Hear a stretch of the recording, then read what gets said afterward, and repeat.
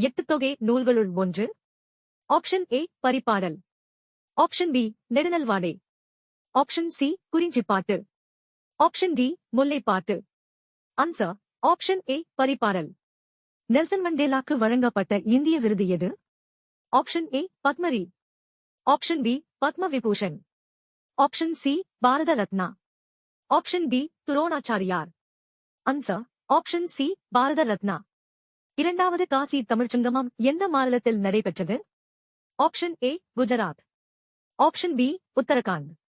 Option C Madhya Pradesh. Option D Uttar Pradesh.